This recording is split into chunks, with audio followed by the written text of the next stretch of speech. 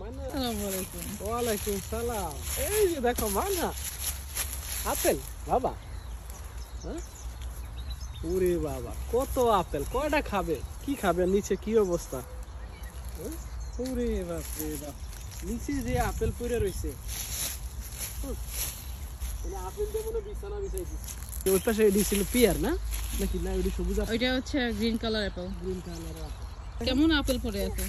ওই দেখ গাছে, এই যে গাছ থেকে ঝরে ঝরে এরকম আপেল পড়ে যাচ্ছে।